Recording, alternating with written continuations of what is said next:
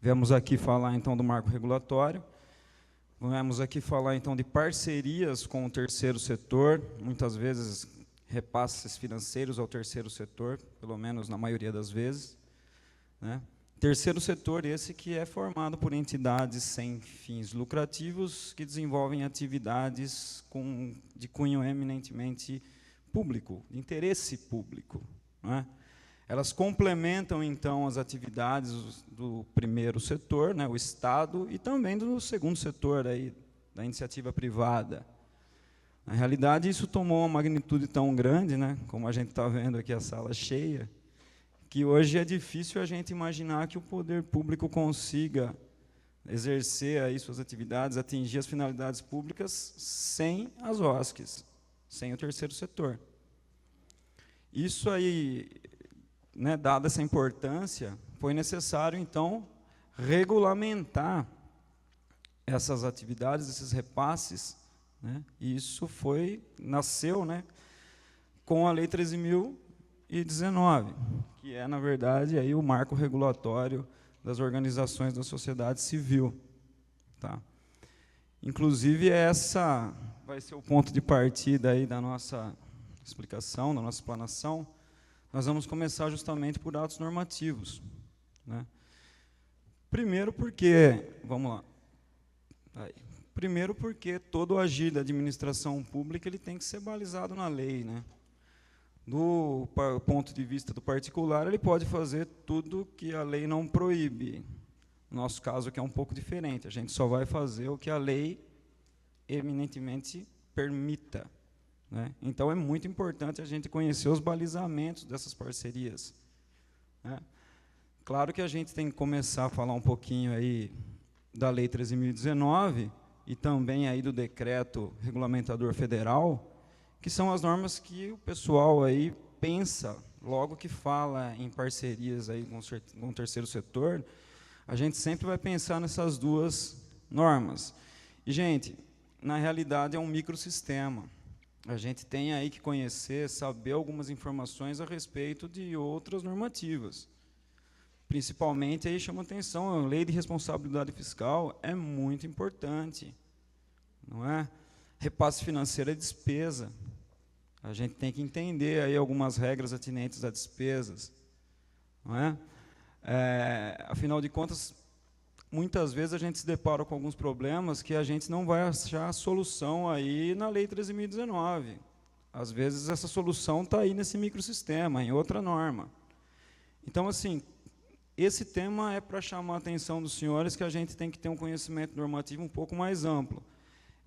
É chato ler lei, mas é importante. Tá? A Lei 13.019 é a lei nacional e geral no tema, né? Então, ela não vai esmiuçar, não vai trazer particularidades a respeito de procedimentos específicos, né? Ela vai ser uma aplicação mais macro, digamos assim, vai trazer princípios, na realidade, que vão incidir sobre as parcerias. Tanto é assim que, a nível federal, pouco tempo depois, foi editado esse decreto número 8.726, o decreto regulamentador a nível federal, que por vezes é usado aí de forma subsidiária por todos os entes, né?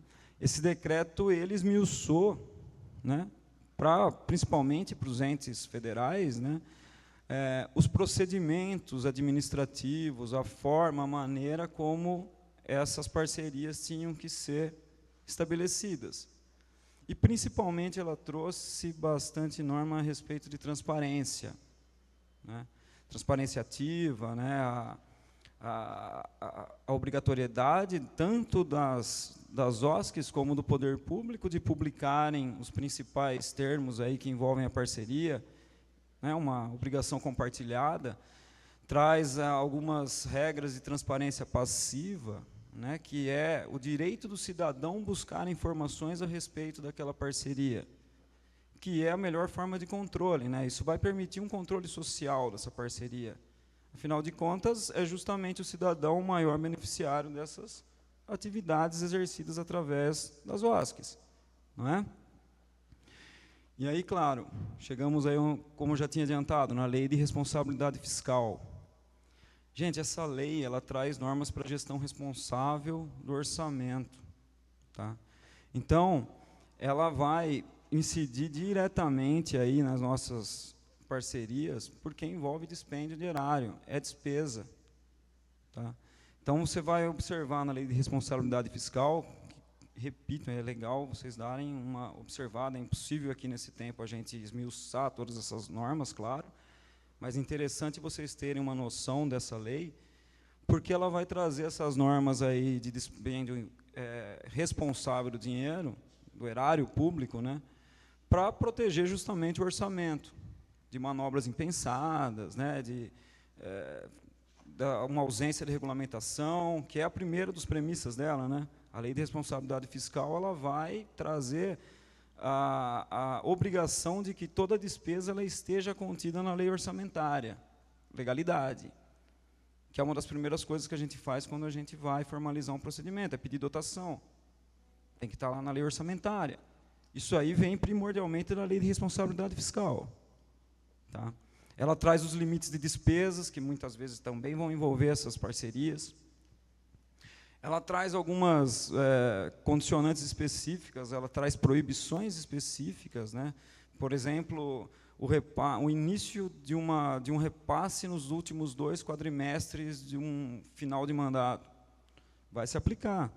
Não vai ter como fazer uma parceria nesse período se eu não tiver orçamento para que ela seja executada completamente. É ela também que vai impor a fiscalização, ela que vai trazer normas de responsabilização dos gestores, que vão ser aplicados também, eventualmente, para as OSCs, porque sabem aqui que a responsabilidade é solidária. Qualquer irregularidade que levar a uma nulidade aqui nessas parcerias, a responsabilidade é solidária. Todo mundo vai responder. Não é? Então, norma importantíssima aí para vocês terem uma visão aí ampla desse sistema. Claro que a gente também tem que falar da Constituição Federal, até minha colega que anteriormente trouxe o artigo 1º, importante. A Constituição Federal, ela não fala de terceiro setor, mas ela embasa várias normas que trazem um embasamento legal a esse terceiro setor. A gente aqui é um sistema legalista. Toda norma nossa vai ter que ser embasada na Constituição, né? Então, assim, a gente tem alguns exemplos, como eu já disse aqui, a nossa colega trouxe o artigo 1º, mas no parágrafo único do artigo 1º da Constituição, tem fala a respeito da participação cidadã, né? A possibilidade do cidadão participar diretamente das políticas públicas, influir nas políticas públicas, propor políticas públicas, não é? O artigo 5º, salvo engano, são os incisos 17 a 21, que fala sobre as associações e fundações, né? São as entidades básicas aí das OSCs, boa parte das OSCs, se não a maioria, são fundações e são associações, não é? A Constituição Federal também ela fala, no artigo 6º, dos direitos sociais, saúde, educação, não é? Que é justamente o objeto, as áreas de atuação das OSCs, não é? E, claro, regulamentação pelos entes. Gente, isso ainda a gente não vê como gostaria de ver, né? Poucos entes ainda fazem uma regularização mais profunda da Lei 13.019. Tá? O decreto regulamentador é federal. Tá? Ele não vai trazer especificidades, ele não vai trazer algumas peculiaridades que vão resolver essa problemática nos entes. Tá? Muitas vezes, a regulamentação aí pelos entes, ela passa apenas por umas portarias que nomeiam comissões, gestores. E a regulamentação é muito mais que isso daí. É trazer algumas peculiaridades locais para a Lei 13.019. Tá? Regulamentar, por exemplo, procedimentos administrativos, como que esse procedimento vai se desenvolver ali naquela entidade, naquele ente público, com a entidade, né? Você vai regulamentar aí a delegação de competências, né? Você pode trazer requisitos específicos, tá? Justamente porque em determinada localidade você tem uma situação bem específica, você vai ter que exigir uma documentação específica dessas entidades. aí seria o local, o ideal. A gente tem que buscar essa regulamentação mais expressiva por parte dos entes, que hoje ainda não existe, né? Ainda aí dentro do tema dos atos normativos, a gente vai falar um pouquinho de emendas parlamentares, né? Ela não é bem aí um ato normativo, mas ela faz uma modificação num ato normativo importantíssimo, que é a lei orçamentária, né? E hoje está muito em voga isso daí, principalmente por conta das emendas impositivas. Até no começo eu tinha muita dúvida de como se aplicava, como se faria a formalização do procedimento dessas emendas impositivas. Tá? Emendas parlamentares, elas são nada mais, nada menos que propostas de alteração que são trazidas pelos parlamentares durante a tramitação do processo legislativo, né? Então, no caso aqui, a gente está fazendo uma emenda numa lei orçamentária. O parlamentar ele pode propor a adição de valores, a subtração de valores, mudança na área de ação que aquele determinada dotação ia ser usada, né? E a emenda impositiva é o plus. A emenda impositiva ela vai vincular o gestor à execução daquela dotação. Não tem mais a discricionalidade de ele falar, não, isso aqui eu não vou executar. A emenda impositiva tem que ser executada, né? Legal. Três tipos de emenda, né? As individuais, que tem a parte delas impositiva, então a maior parte das emendas impositivas são emendas individuais. Ainda mais quando a gente está falando aí de municípios, né? Que aí a gente não vai ter as emendas de bancada, que são as apresentadas por parlamentares do mesmo Estado, parte delas também é impositiva. Às vezes você vai ter uma emenda de bancada impositiva do governo que vai trazer uma verba federal. Tá? E as emendas de comissão que são apresentadas por comissões. Como eu disse aqui, tinha muita dúvida no começo a respeito de repasses via emenda. Não tem muita diferença. Tá? A diferença maior é que, no caso de uma emenda impositiva, melhorou? No caso de uma emenda impositiva, ela vai ter que ser materializada. Tá? Mas, como eu disse, a emenda ela coloca essa dotação dentro da lei orçamentária. E aí, todo o resto, todo o procedimento da parceria é o mesmo. Você vai pedir a dotação ela vai estar na lei orçamentária. Mesmo quando a gente fala de transferências especiais, aquelas verbas que vêm da União, aquela emenda impositiva federal, ela colocou essa verba na lei orçamentária da União. Tá? Então, na realidade, o procedimento não é tão diferente, tirando esse plus da emenda impositiva, que aquilo vai ter que ser executado, né? Evidente que assim, o repasse via emenda, ele tem que atender também critérios impessoais, porque senão a gente vai estar deixando o parlamentar fazer uso político daquela dotação, daquele erário. Então, mesmo no caso aí das emendas impositivas, você vai ter que fazer um chamamento, que é regra, né, para escolher a melhor entidade, né, com critérios objetivos. É aí que entra a primeira observação. A indicação difere de você ter que executar aquela emenda impositiva com aquela entidade que está indicada.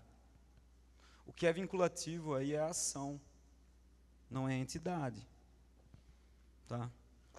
Então, você vai ter que, de toda forma, o ente público, no caso, né, ele vai ter que proceder ao chamamento público, mesmo que a emenda venha com a indicação daquela determinada entidade. O que pode acontecer são os casos que a gente vai ver depois de dispensa e de inexigibilidade, que você vai ter que justificar do porquê você não fez o chamamento.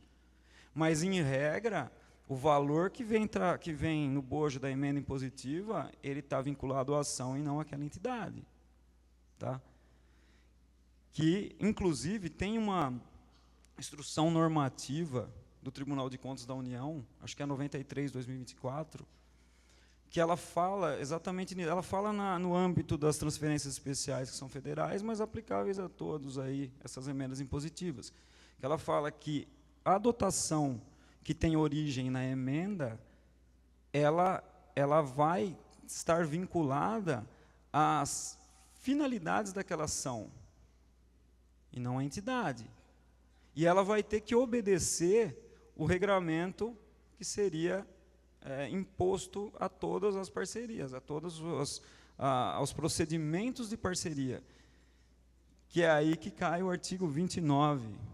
É aí que vocês me perguntariam, né, se ele tem que fazer todo esse procedimento, né, o que está falando o artigo 29, que diz claramente que as dotações que têm origem em emendas, elas vão ter a licitação dispensada. Desculpa, o chamamento. Estou pensando em contrato administrativo. Hein? O chamamento dispensado. Não é bem assim. Tá? Ela vai dispensar esse chamamento quando as finalidades da entidade foram intimamente ligadas com o objeto dessa verba. Isso acontece com uma certa regularidade, mas você tem que justificar. Ele não te dá uma carta branca para você, toda vez que vier uma emenda parlamentar, simplesmente fazer o termo e começar o repasse. Não, tem que justificar, e justificativa comprovada, tá? Porque a pedra de toque do direito administrativo é a motivação. Tá? É o que vai falar se aquele ato é legal ou não. Então, a gente, no caso do artigo 29, por mais que aquilo venha estabelecido, por mais que essa própria norma vai dizer que não será necessário o chamamento, se não fizerem, justifiquem. Tá? Senão, a gente vai estar aí transgredindo outras normas daquele sistema normativo e, principalmente, princípios constitucionais. Principalmente da isonomia, da impessoalidade. Né? Então, não é uma, vamos dizer assim, uma carta branca. O artigo 29, ele traz essa presunção aí de falta de competitividade, mas a gente não pode presumir dessa maneira. Tá? Não presumam a ausência de competitividade, porque o artigo 29 está falando. A gente vê muito termo que a justificativa para não acontecer o chamamento é justamente colocar o artigo 29. Não basta. Tá? É legal fazer uma justificativa e trazer documentação comprobatória. Tá? Bom, passado esses atos normativos, vamos entrar mesmo na formalização, né, do procedimento, que começa sempre com o chamamento público, né, que é um procedimento aí administrativo que busca selecionar aí a melhor entidade, sempre com base em critérios objetivos. É regra. Tá? É regra. Vamos ter o edital vai trazer aí as regras que vão incidir sobre esse procedimento, os documentos que vão ser requeridos, e, claro, vocês podem e, por vezes, devem incluir documentos e não só os que estão ali na Lei 13.019.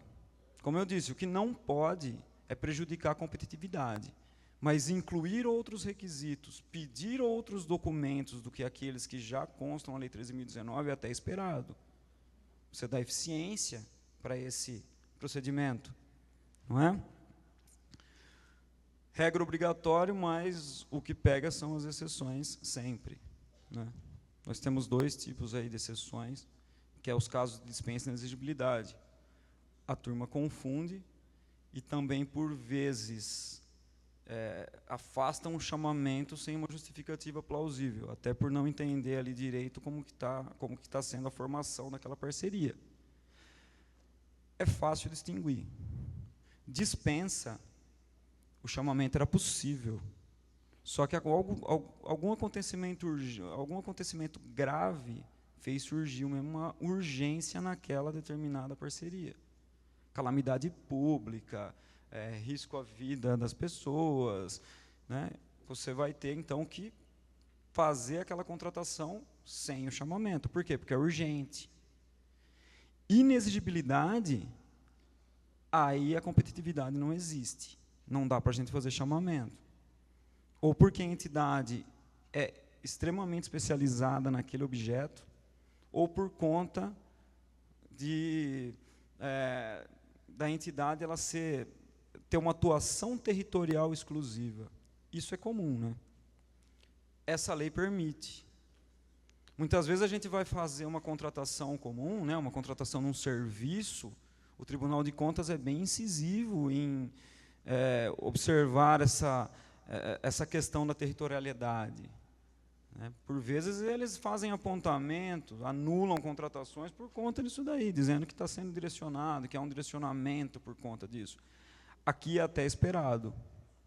A lei ela é clara em apontar a possibilidade de você fazer essa limitação. Claro, desde que justificada. Né? E os requisitos são justamente esses. Quando você vai afastar o chamamento, você tem que justificar, você tem que motivar. Dentro daquilo que eu já falei, faz a motivação comprovando esses acontecimentos. Na dispensa é até um pouquinho mais complicado, porque na dispensa a gente vai ter que fazer uma justificativa de ordem técnica. A gente vai ter que provar aquele acontecimento grave. E a gente vai ter que provar que aquele acontecimento fez surgir a urgência. É um pouquinho mais complexo, mas, né, gente, é possível. Sempre, como eu digo, todo ato administrativo, o agir da administração, ele tem que ser justificado. Quem trabalha há mais tempo aí no poder público já entendeu isso daí. A gente tem que justificar tudo. Tudo. Eu costumo falar, se eu perder isso aqui, eu vou ter que justificar, se fosse do município. Né? Então, é o ponto essencial aí. Das emendas parlamentares sem chamamento, a gente já abordou ali em cima. Tá? Feito aí o chamamento, ou a dispensa, ou a parceria tenha sido feita de forma direta, sem o chamamento, nós vamos ter que formalizar essa parceria em 3 instrumentos. É o que a lei traz. Né? Como a gente escolhe, é simples. Né? O objetivo da parceria que indica qual instrumento.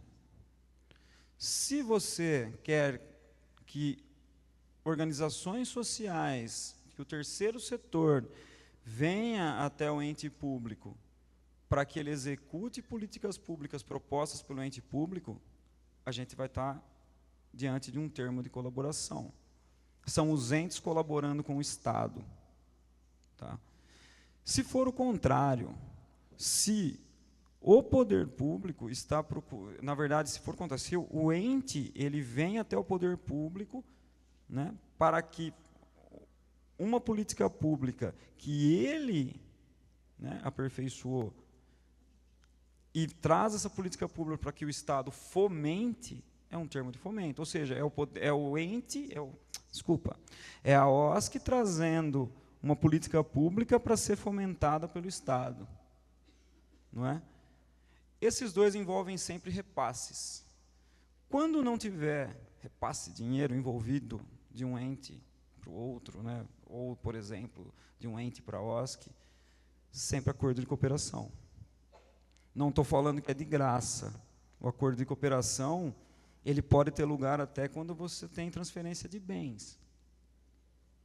Eu posso doar um bem para a OSC, é lógico que depois eu vou ter que prever o que vai acontecer com esse bem quando essa parceria acabar. Mas posso doar, posso emprestar, pode ter lugar um uso de um local público. Você não está passando mesmo dinheiro. Acordo de cooperação. Tá? Qual o problema aqui? Às vezes a gente vê um termo, principalmente aí o de cooperação, que na verdade é quase um contrato administrativo. Não é porque é uma OSC que está do outro lado que vai ser sempre um termo regido pela Lei 13.019. Quando a gente está diante de uma obrigação de resultado, é prestação de serviço, licitação. Por mais que do outro lado a gente tenha uma OSC. E o diferencial maior aí é até relativamente simples, mas quando a gente fala de parceria, a gente tem vontades idênticas, vontades iguais. Todos querem chegar no mesmo objetivo. Todos querem, tanto o ente público como a entidade parceira, querem atingir uma finalidade comum. E aqui, nos contratos administrativos, não. um só quer receber e o outro só quer a coisa ou aquela determinada atividade, né? Quem está fornecendo esses bens ou serviços, ele não está nem um pouco interessado se a finalidade pública vai ser atingida ou não. Tá? Então, é bom ter atenção. Acontece. Como eu disse, na prática, às vezes é difícil ver a diferença. Mas podemos ter uma irregularidade dessa monta. Não seria legal, né? Muito pelo contrário, todo mundo sabe já o que acontece. Né? Na formalização do procedimento, eu esbocei aqui 7 erros críticos. Na verdade, não dá para a gente taxar, né? Tem só esse, muito pelo contrário, tem centenas. Mas esses, principalmente, eles atuam sobre requisitos básicos aí do procedimento. Então, tudo que vai desequilibrar um requisito básico do procedimento, ele leva a nulidade. A nulidade vai levar à irregularidade de prestação de contas, a irregularidade da prestação de contas vai levar à responsabilização e, por consequência, nós vamos ter o prejuízo para a própria atividade aí que estava sendo, né, executada, que é o ponto principal. Quem sai no prejuízo sempre é o cidadão, né, nesse caso. A não justificativa da escolha do instrumento. Como a gente viu, o instrumento é escolhido de acordo com os objetivos que são esperados dessa parceria. Tá? Então, quando a gente não justifica essa escolha, e é raro ver essa justificativa, né, em qualquer procedimento, porque parece, aos olhos de quem está fazendo o procedimento, uma coisa tão fácil, né, de observar, mas não é sempre assim. Então, a falta de justificativa, por vezes, leva à escolha errada desse instrumento. Evidente que, quando você tem um instrumento errado para executar aquela política pública, você vai prejudicar a eficiência administrativa. Você vai, muitas vezes, trazer essa irregularidade administrativa até para a seara da nulidade. E aí, como eu costumo dizer, a pior das consequências, a ausência de prestação daquela atividade para o cidadão. Tá? Então, muito interessante, observem os objetivos daquela parceria e justifiquem a escolha. Tá? Isso pode ser feito aí em N momentos, no edital, no termo, mas é interessante fazer essa justificativa. Como eu vou repetir muito isso, a motivação é a pedra de toque do direito administrativo. A gente tem que se cercar de motivação, porque a gente está trabalhando com erário público, com bens públicos, né, com uma finalidade pública. Então, para a transparência, a gente tem que justificar. Né?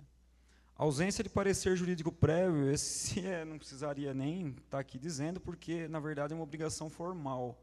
A lei traz a obrigação de incluir o parecer jurídico. É claro que a ausência do parecer ele leva a nulidade absoluta. Tá? Nulidade absoluta, consequências das piores, né? Responsabilização de todos os envolvidos solidariamente e prejuízo à política pública vinculada. Tá? Mas o problema aqui, muito embora até estou me lembrando, ontem mesmo conversando com uma menina que faz a área de prestação de contas em um CRAS, e eu perguntei, chegamos a uma conclusão, ela me disse que que notou a ausência de alguns documentos no procedimento, né? E até eu perguntei, mas no procedimento administrativo, quando do parecer, vocês não viram esse apontamento? Ela falou que parecer. Então, pode parecer bobo, mas ainda isso acontece. E o que é pior e mais comum, o parecer está lá pro forma. Isso é o mais normal. Né? O parecer está lá, mas ninguém leu o parecer. Ninguém buscou corrigir as falhas que o parecer apontou. As consequências são as mesmas. Né? A irregularidade do procedimento, a irregularidade depois dos termos firmados, né? E a irregularidade vai levar a uma falha na prestação de contas, na nulidade desse procedimento, desse repasse, na devolução de valores, boas consequências, né? Então, sempre, não só juntem o parecer jurídico, analisem o parecer jurídico. E muito importante, que é o que fazemos lá na nossa cidade. Muito interessante que o jurídico acompanhe todo o procedimento até que se firme o termo. Tá? Esse é o melhor dos mundos. Eu sei que nem sempre isso acontece. Por vezes o jurídico está abarrotado, ele só quer pegar o procedimento lá no final, dar seu parecer, mas seria importante que isso não acontecesse, não ficasse restrito só ao parecer. Né? Inobservância das leis orçamentárias. Gente, esse daqui também, eu acho que também não precisava falar, porque, como eu já disse, a primeira coisa que a gente faz é pedir dotação. Tá? Evidente, a dotação está lá. O que acontece muitas vezes, e é aí que está o problema, às vezes essa dotação ela não tem correlação com o plano de trabalho. Às vezes são erros assim, bem minuciosos, mas acontece. Tá? Evidente que você vai ter uma irregularidade de cunho legal, porque você não vai ter legalidade no dispêndio daquele dinheiro. E você vai chegar num ponto que você não vai ter erário para completar a execução daquela atividade. Tá? Às vezes a turma nota isso daí quando já está executando. Tá? Então, interessantíssimo. Planejem o orçamento, olhem a lei orçamentária. Tá? Mas, principalmente, analisem as diretrizes que foram trazidas pela lei de diretrizes orçamentárias. Também pouca gente observa. Mas a lei de diretrizes orçamentárias, ela traz diretrizes não só para o orçamento do ano seguinte, mas ela pode trazer diretrizes para as próprias parcerias, tá? E condicionantes para essas parcerias. Tá? Então, não basta muitas vezes a gente olhar só a dotação. A gente tem que ver se essa parceria está indo ao encontro das diretrizes trazidas pela lei de diretrizes orçamentárias. Também bem interessante e pouco feito. Tá? Já vi alguns apontamentos até. Aceitar plano de trabalho sem metas mensuráveis. Metas mensuráveis são metas quantificáveis. Apresenta-se uma meta ampla. Né? Por exemplo, determinada entidade vai fazer atividades voltadas à alfabetização de crianças. Tá? Alfabetizar uma criança não é igual a alfabetizar 100. Né? Se você não tem como mensurar essa execução do plano de trabalho,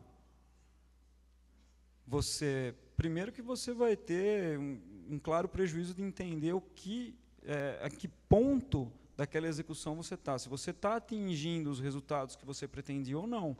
Você não tem como mensurar.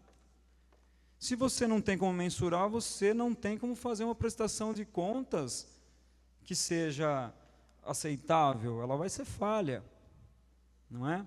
Ela vai trazer, então, um claro prejuízo à transparência dessa parceria. E também, lógico, né, a própria parceria vai sair prejudicada porque você não vai observar o impacto que gostaria com as atividades do plano de trabalho. Então, exigir metas mensuráveis no plano de trabalho é muito importante. Tá? Pode até trazer essa premissa no próprio edital. Tá? Trazer também essas metas mensuráveis no próprio termo. Tá? É também legal. Tá? Inexistência de critérios de monitoramento. Gente, critérios de monitoramento são critérios comparativos. Tá? Nível de satisfação, quantas pessoas foram atendidas, o tempo que está levando cada atividade, critérios comparativos. Tá?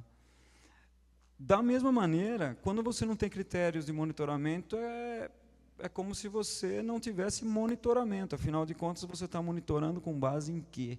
Comparando com o quê? Não está. de novo você vai desaguar numa prestação de contas falha, né? Você vai estar uma prestação de contas vaga.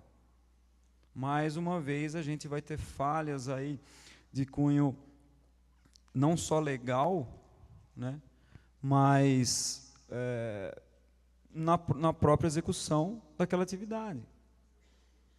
Você não está tendo como monitorar corretamente e você não está tendo como saber se aqueles objetivos e metas estão sendo cumpridos. Tá? Então, legal e esperado, né, a gente sempre incluir critérios de monitoramento, não só aí no plano de trabalho, mas também no edital e também nos termos. Tá? A última eu acho a principal, que é a prestação de contas formal, apenas formal. Tá? A gente sabe que no artigo 6º, 2º, ele prevê que, no caso das parcerias, prioriza-se os resultados. Isso todo mundo já sabe, né? A priorização de resultado faz com que a própria documentação seja observada de uma forma secundária, né? Às vezes, irregularidades que são vistas aí nessa parte documental são sanadas com uma justificativa. Tá? É bem comum, né? O problema principal aqui é a falta de verificação do impacto dessas políticas públicas para os cidadãos. E é justamente isso que acaba acontecendo quando a gente foca só no formal. Tá? A gente não sabe o impacto que essa política pública vem trazendo para a sociedade. Tá? A gente vai ter um prejuízo grande à transparência, porque se a gente não sabe o impacto que essa política pública está trazendo, a gente não sabe se essa política pública está sendo executada da forma correta, claro, impossível uma prestação de contas claras, fatalmente vai ter uma prestação de contas vagas, que, se não, no mínimo apontamento, se não é irregularidade e nulidade, né? Então, assim, essa prestação de contas ela vai ter que sempre focar o resultado prático. E como que a gente vai conseguir o resultado prático? A gente tem que focar em critérios de impacto, que meçam esse impacto na sociedade. Um critério legal é pesquisa de satisfação. Eu sempre costumo dizer aí que eu acho que é o critério de impacto maior, né? Pesquisa de satisfação com o próprio público, né, atendido. Muitas vezes a gente pode ter algumas índices comparativos, né, até mesmo com outros entes, mas o importante é demonstrar o impacto daquela determinada política pública na sociedade, né? E repito, a questão documental acaba ficando um pouco em segundo plano. Não é que ela pode ser afastada, tá? Porque são esses documentos que comprovam que os gastos foram feitos da forma correta, e aí vão, né, comprovar a legalidade dessa parceria.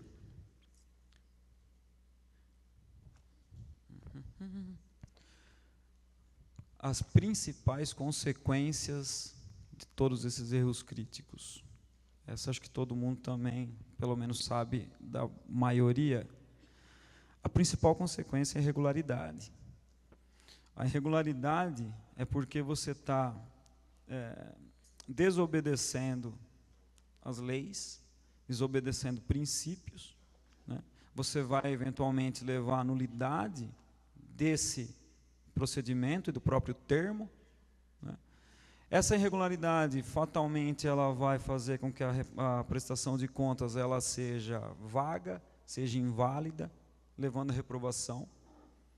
Reprovação de prestação de contas, e mesmo até a própria irregularidade, a nulidade lá em cima, até a prestação de contas pode ter sido aprovada com alguns apontamentos, mas a própria irregularidade ela vai levar, muitas vezes, à responsabilização dos gestores, à responsabilização das OSCs. Aqui é solidário, todo mundo responde, por isso tem que ter muito cuidado. As OSCs também têm que ter muito cuidado. Tá? É importante que o pessoal aí das OSCs tenham isso em mente, porque muitas vezes eles só se limitam a assinar, né? o termo. Não, gente, é bom vocês analisarem como esse procedimento se deu, porque se lá na frente for imputada alguma irregularidade, pode ser que a OASC seja responsabilizada solidariamente. Tá? Grave. Não é? Dano ao erário, como eu acabei de dizer. Se você despendeu um erário de forma irregular, você tem um dano. Esse dano vai ter que ser ressarcido. Inclusive pela OASC, né? Complicado, né? Inclusive a reprovação na prestação de contas, o artigo 73 da lei, fala que a OASC pode ficar impedida por até 2 anos de firmar novas parcerias. Então, assim, a OASC, ela não basta só assinar o termo e fazer, né, executar suas atividades conforme o plano de trabalho. Observem também como isso está se desenrolando dentro do município. Né? Observem como esse procedimento administrativo foi materializado pelo município, pelo Estado, né? No caso aqui nosso, acho que é uma grande maioria do município. Né? Essa irregularidade vai levar à suspensão ou cancelamento da parceria, evidente, que está intimamente ligado com o prejuízo à política pública vinculada. Né? Uma parceria irregular, ela vai levar ao cancelamento da parceria, que vai fazer com que aquela política pública não seja implementada. Para mim, é a pior das consequências. Né? Há também a inscrição do cadastro das entidades inidôneas. A OASC inscrita nesses cadastros também vai ficar impedida de firmar novas parcerias, o que para a OASC às vezes é a certidão de óbito, porque muitas vezes a OASC ela tem primordialmente como objetivo executar atividades que têm esse caráter público. Se você ficar impedido de receber verbas públicas através desses repasses, é claro que você vai ter a sua própria sobrevivência, aí, a sua própria existência prejudicada. Né? Tudo isso vai atrair a fiscalização de órgãos de controle, e quando eu falo fiscalização de órgãos de controle, não é só Tribunal de Contas. Quando se aponta a reprovação na prestação de contas, o MP também entra nessa jogada, e aí que a coisa fica mais perigosa, que vai levar essas ações judiciais que está ali embaixo, até mesmo de cunho penal, probidade administrativa, né? Todo mundo aí também já sabe dessas consequências, né? Como a gente evita? Gente, difícil, principalmente tendo diligência, né? Mas se a gente fizer um checklistzinho como esse daqui, eu acho que vai ser difícil a gente cair em alguma irregularidade, né? Desde que a gente aí vai seguir rigorosamente os procedimentos da lei, cara crachá. Eu até hoje faço checklist, tá? Faço o meu checklist e vou lá apontando todos os requisitos, documentos que foram apresentados. Não dá, eu não vejo uma forma de fazer diferente. Tá? Tem que garantir a existência do chamamento público e, quando ele for afastado, uma justificativa comprovada. Tá? Exigir e analisar o parecer jurídico, como eu disse, boa parte dos pareceres eles são juntados pro forma. Ninguém lê o parecer. Tá? Então, ninguém aplica as corretivas que esse parecer apontou. Da mesma forma, vai levar a uma nulidade. Pode não ser formal, mas vai ser uma nulidade. Tá? Sempre planejar com base em previsão orçamentária, justamente para não existir aquele descompasso entre a dotação e o plano de trabalho. Tá? Analisar também bem o plano de trabalho em relação a essa dotação. A gente vê muita inconsistência em plano de trabalho, tá? Principalmente em entidade que tem uma estrutura menor. Aí cabe a gente, né, servidor público, auxiliar essa entidade. Afinal de contas, o maior objetivo nosso é implementar a política pública. Né? Há entidades que são formadas por, vamos dizer, poucas pessoas, muitas vezes tem um contador, numa cidade pequena, é realmente complicado para ela, às vezes, materializar um plano de trabalho que seja tecnicamente perfeito, né? Acontece muito, né? Avaliar sempre os resultados e impactos, né? Então, assim, a gente tem que monitorar sempre, tem que ser contínuo, né? Usar aqueles critérios que a gente falou ali atrás e fazer uma monitoração efetiva, né? Visitas em loco. Não tem meio menor de saber se você está atingindo aquele impacto que você gostaria, se não indo até, né, o local da prestação, da execução dessa atividade. Tá? Exigir aí relatórios orçamentários, relatórios de impacto, né, publicar até esses relatórios por conta da transparência. Então, assim, realmente fazer uma efetiva monitoração, fazer uma avaliação permanente daquela atividade. É lógico, né, como a gente já disse aí, né, os sistemas de monitoramento e principalmente aí que eu vejo, né, é o que a gente está fazendo aqui hoje, que é realizar a capacitação dos gestores e das OSCs. Tá? Isso eu acho que é o ponto mais importante. Tá? Eu vejo que, assim, como eu disse a vocês, chamo de novo a atenção, aqui a lei ela vai sempre se preocupar com o resultado.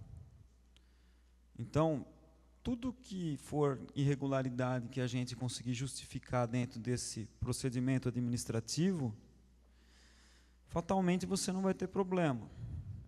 Tá? Fatalmente você não vai precisar ter toda essa atenção com alguns pontos que são secundários. A atenção aqui tem que ser com o resultado. Né? E é isso que a gente tem que buscar. E para buscar esse resultado, a gente tem que ter um procedimento administrativo que seja rígido, que seja legal, que seja executável, eficiente. Né? Esse é o ponto base da gente entender aí como formaliza um procedimento administrativo corretamente. Tá? Justamente porque é um procedimento administrativo aí firmado corretamente, ele vai atingir a finalidade pública daquela política que foi anteriormente veiculada. Tá? É chato tudo isso, mas é interessante vocês saberem. Tá? Como eu disse, tenham uma visão, nem que seja mais superficial, de todas aquelas normas e de como elas se entrelaçam com as parcerias. Por vezes, a resolução dos problemas vão estar nessas outras normas. Tá?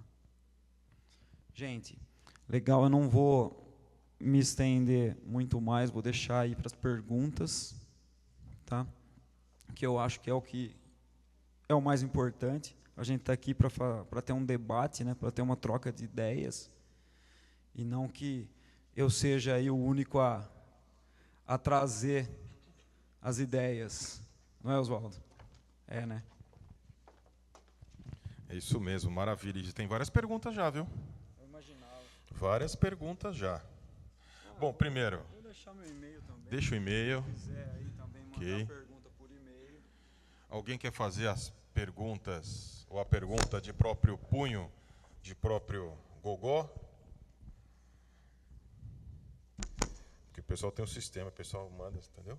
Manda pelo sistema, daqui a pouco a gente vai falar sobre ele aqui. Deixa eu chegar aqui no sistema, ó. Vamos lá. Preciso atualizar, muito dinâmico. Opa, obrigado. Se identifica, por favor. Eu sou Marisa, da Prefeitura de Marília. O nosso procurador, que faz as defesas do tribunal, quando chega as requisições do tribunal, ele tem comentado comigo o seguinte: às vezes o tribunal aponta que nos relatórios quadrimestrais que as entidades fazem de monitoramento, falta informações que não dá para entender, sabe? É aquilo que você estava falando. Eu gostaria que você falasse um pouquinho mais sobre esse assunto, que falta o comparativo. Foi realizado o objetivo, sabe? Atingiu, fez o questionamento com o público final, Então, ele fala que falta informações. O Tribunal de Contas, ele vai buscar levantar os impactos que essa parceria é o foco dele quando ele vai fazer, né, vai observar essa prestação de contas. É comum, né, isso acontecer porque muitas vezes a gente não inclui critérios. É isso que ele está apontando. O que são esses critérios? É critério comparativo que ele quer ver, né? Aquele critério, por exemplo, quantos por cento do público-alvo foi atingido, não é? Qual é o grau de satisfação, né, do público-alvo, que aí vai passar por aquilo que eu falei lá, que é legal, que é a pesquisa de satisfação. É raro acontecer, mas eu acho que a maior prova aí do impacto dessa política pública é a pesquisa de satisfação. E é isso que muita gente, que muitas vezes falta, esses critérios comparativos. É difícil eu expor aqui todos os critérios comparativos, porque cada atividade vai ter seus critérios, né? Mas eu acho importante, o que eu mais acho importante, né, um critério que não é nenhum critério comparativo, mas é a própria pesquisa aí de satisfação, e aí incluir alguns critérios, por exemplo, percentuais, né, com base ali no plano de trabalho, e às vezes esses critérios podem até estar no plano de trabalho, né, aí vai de como a gente estabelece essa parceria com a entidade. Mas como que eu digo critérios percentuais? Quantos por cento dessas atividades já foram materializadas? Porque ele quer ver a transparência da aplicação do dinheiro. Isso daí já vai estar na documentação. Você tem notas fiscais, você tem os preços médios. Em relação à legalidade daquele gasto, está fácil, o Tribunal de Contas está ali, é cara crachá, está vendo. Mas a questão do impacto é realmente difícil. E é aí que entra esses critérios aí, que são critérios comparativos. É o antes e depois. É o que a gente tem que pensar. Como que a gente começou, e como que a gente está agora, e o que a gente pretende lá na frente. Tá? E tentar demonstrar isso da forma mais clara possível ao tribunal. É aí que a gente vai colocar esses critérios comparativos. Tá? Obrigado, doutor. Estou brincando de unité aqui, viu, gente? Obrigado pela participação. Ó. Mais uma. Agora... Alô? Desculpa, aqui. Opa, meu nome é lá. Carlos, eu sou do município de Santa Rosa de Viterbo.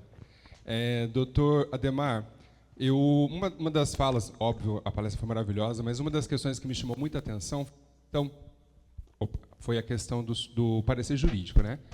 Para elaboração de qualquer acordo, qualquer termo, né, seja lá qual for.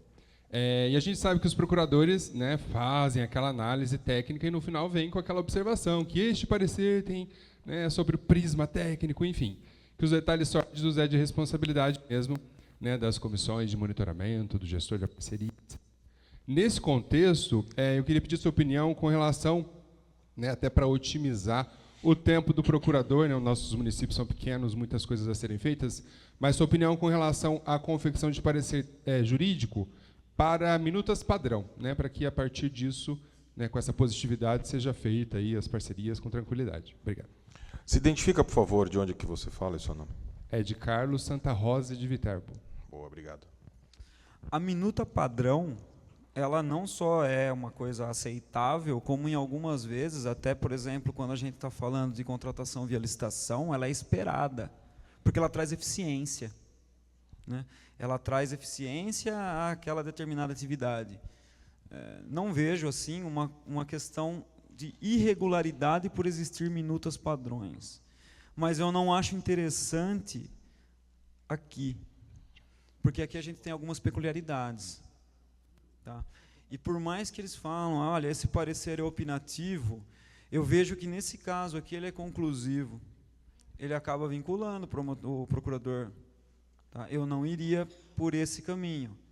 Mas, como eu disse, parecer jurídico padrão é normal, hoje em dia é bem comum. Licitação aí, boa parte usa, né? Se ele não vê nada, é padrão. Se ele vê alguma coisa, ele vai fazer um apontamento ali nesse parecer. Nada impede que isso aconteça, desde que ele efetivamente observe todo o procedimento e, se achar alguma coisa, ele indique. Tá? Você fala, não observei nada, junta uma minuta padrão, ou faz referência a esse parecer padrão, né? Sem problema. Não é isso que vai deixar o procedimento ilegal. O que deixa realmente o procedimento ilegal é a existência de uma ilegalidade que às vezes não foi observado por esse parecer porque ele é padrão. Tá? Mas incluir o parecer formalmente é legal. Muito embora seja padrão, o procedimento é legal. Tá? Obrigado, doutor. Agora aqui, ó.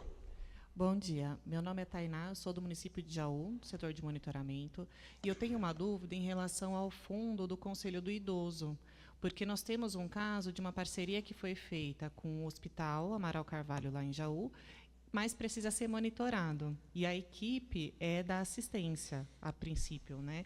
Mas eu queria entender melhor como é que funciona, se você poderia contribuir nesse sentido. Como que a gente pode pensar esse monitoramento, até porque o objeto da parceria tem a ver com a parte da saúde, né? É o atendimento médico.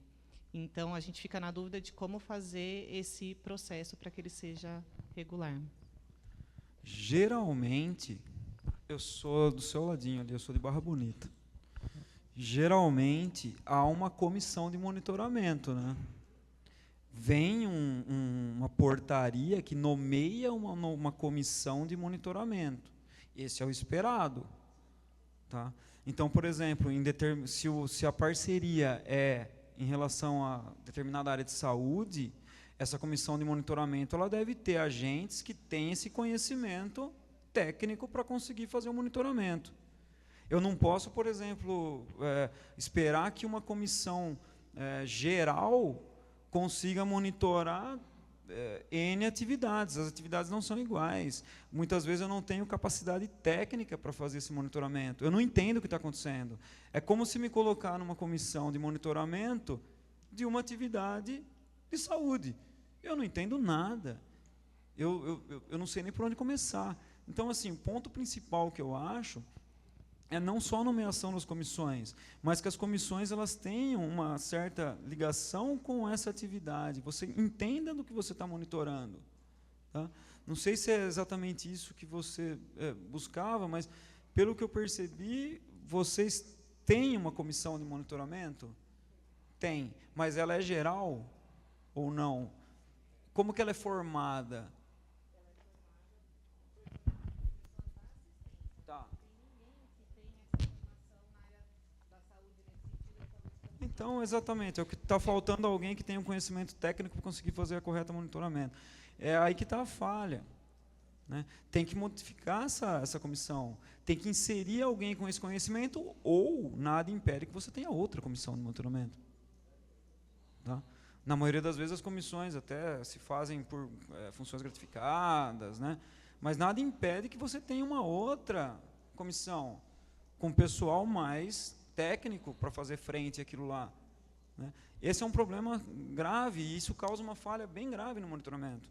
Porque às vezes você tem critério, mas a pessoa, por ausência de capacidade técnica, não é, por ausência de conhecimento, ela não sabe como aplicar aqueles critérios.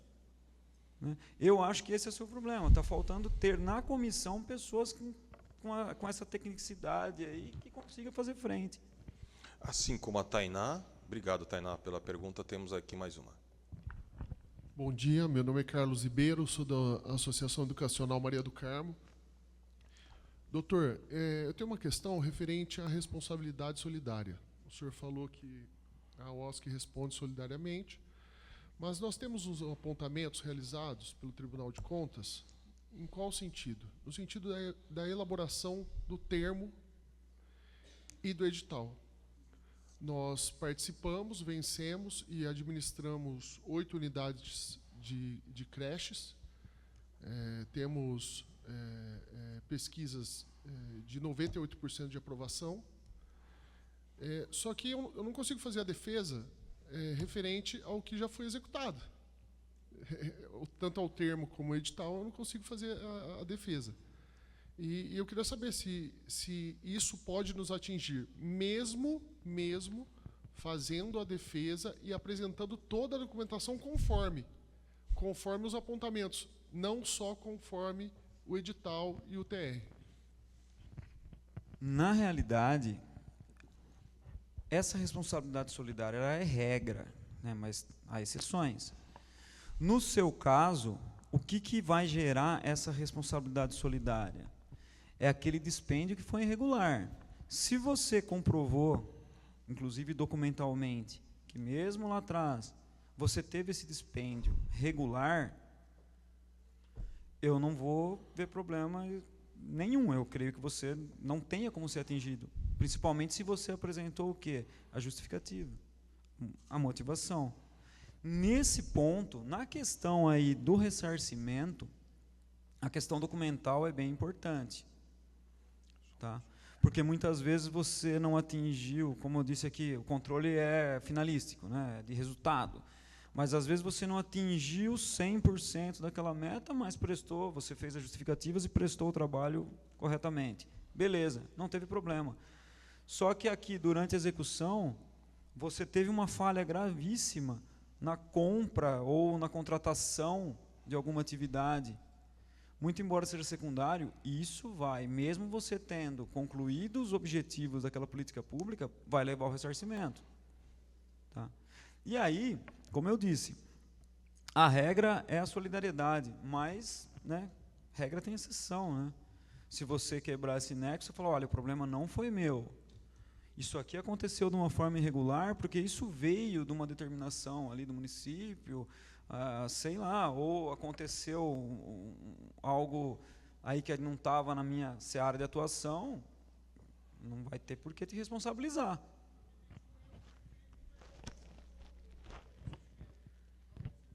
Então, aí não tem, esse erro não tem nexo causal com vocês. É isso que eu quero dizer. Tá? Mas é por isso também que eu falo que é importante vocês terem conhecimento amplo dessas coisas e analisarem o procedimento como um todo. Porque assim, eu vou falar aqui para você que, na minha concepção, esse problema não é seu, tá? Não é da sua entidade. Mas, isso aí você vai ter que explicar depois lá na frente para o Tribunal de Contas, para o Ministério Público. Então é bom pecar pelo excesso. Né?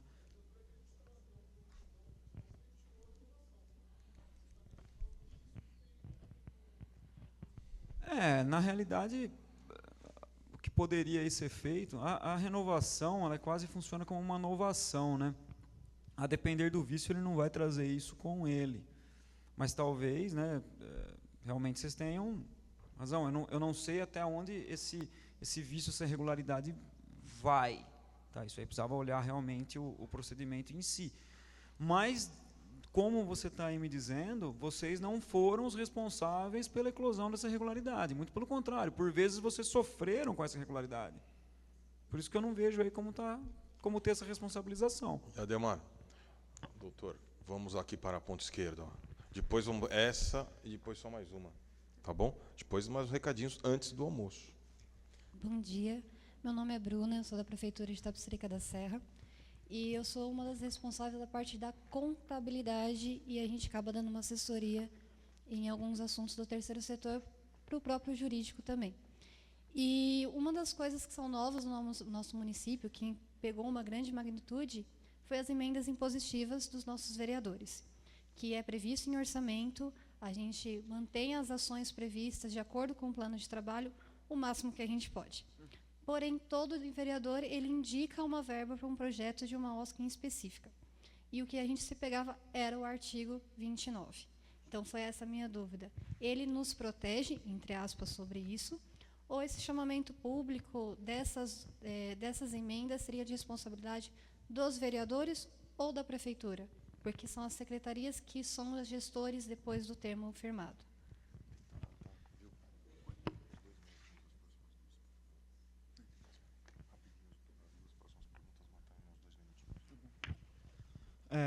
O que acontece? A responsabilidade pela escolha da organização, ela vai ser sempre do ente público.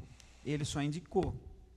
Tá? Então, em tese, ele fez o trabalho dele, ele fez essa indicação, ele pode fazer essa indicação, ele pode vir a indicar uma entidade, não tem problema. Tá? mas é o ente público que, no fim, vai justificar a inexistência do chamamento. Então, eu vejo assim, o problema está mais no ente público, digamos assim. O artigo 29, ele é normalmente usado, ele por si só, como justificativa. Tá? A maioria, tá? A gente vê, você sabe, a maioria usa só o artigo 29. Tá? Não é uma coisa legal, como eu disse, você pode ter assim outras adversidades, até de cunho político, porque aí você está envolvendo uma emenda impositiva, você sabe que aí mexe naquela parte política da coisa. Né? Então, eu sei como é dificultoso você falar para esse vereador que você vai ter que fazer um chamamento público, porque aquela entidade não pode ser a destinatária diretamente daquela emenda. Eu sei que é um problema, mas é o correto, tá? Pela impessoalidade, pela isonomia, né? Para abrir aí até, para melhorar a eficiência, porque você vai aí escolher a melhor entidade. Mas cidade pequena, o que acontece na maioria das vezes é que, no geral, já tem uma inexigibilidade aí da licitação. Porque ou a entidade é extremamente focada naquele objetivo, né? Por exemplo, cidade pequena tem um asilo. Não tem como. Né? Ou até mesmo por conta daquela atuação territorial exclusiva, tá? Que é possível, nesse caso aqui das parcerias, sem maiores problemas, como a gente às vezes vê na licitação. Tá? Mas, assim, o problema maior recairia sobre o ente, a meu ver. Tá? É comum usar o artigo 29 por si só para justificar, mas é interessante que tragam outras justificativas. Tá? Evita problema futuro. A gente sempre tem que pecar pelo excesso. Né? Porque, você sabe, irregularidade, apontamento, a gente não vê tanto problema, mas se levar uma irregularidade maior, isso aí vai direto no mesmo Ministério Público. Aí, como eu falei, vai todo mundo que ajudou na eclosão disso daí, vai todo mundo junto para o buraco. Né? Então, assim, seria bom que fizesse uma justificativa, ao menos. Tá? Justifique não só com o artigo, traga uma justificativa legal também. Tá? Nem que seja algo sintático pequeno. Tá? Obrigado, Bruna, pela pergunta. Agora vamos para a última, com o Pedro aí. Bom dia a todos. Meu nome é Rita e eu sou da Prefeitura de Bertioga. Uma emenda impositiva. Foi feito o termo, assinado, foi feito o extrato da parceria, publicado certinho. Como eu faço o Aldesp 5, pelo Tribunal de Contas, verifiquei que um dos itens de habilitação, que é o Estatuto, no artigo 33, inciso 4º, que é a escrituração conforme as normas brasileiras de contabilidade, não constava no Estatuto, e quem avaliou foi a secretaria, o gestor, e passou batido por eles.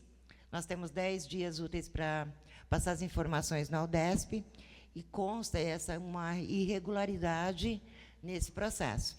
O que devemos fazer agora? Anular o termo? Olha,